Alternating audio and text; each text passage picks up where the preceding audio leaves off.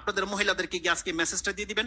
মুসলিমে রয়েছে, রাসূল সাল্লাল্লাহু আলাইহি ওয়াসাল্লাম বলেছেন প্রত্যেকটা প্লেট, প্রত্যেকটা গ্লাস, প্রত্যেকটা পাত্র যা আপনি ব্যবহার করেন, হাত্তা চামচ যেটা, যা কিছু আছে যেটা আপনি ব্যবহার করেন, লবণের বাটি পর্যন্ত, সেটাকে উপর করে রাখবেন। খালিটা হলে উপর করে রাখবেন, আর না হয় যদি কিছু থেকে থাকে সেটাকে ঢেকে রাখতে হবে। রাসূল বলছেন একটা কাঠির টুকরোও যদি হয় আপনাকে ওটা উপরে দিয়ে রাখতে হবে। কেন?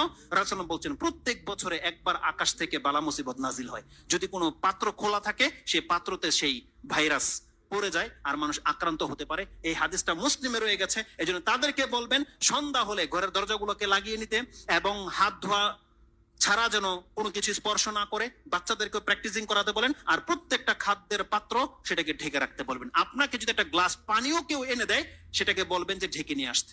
এটা রাসূল সাল্লামের সুন্নাহ এবং বলেছে এ থেকে আপনি ইফেক্টেড থেকে বেঁচে যেতে পারবেন। রাসূল সাল্লাম বলছেন তুমি যখন ওযু করবে তুমি বেশি করে পানি টেনে খুব জোরে নাক ঝাড়ো।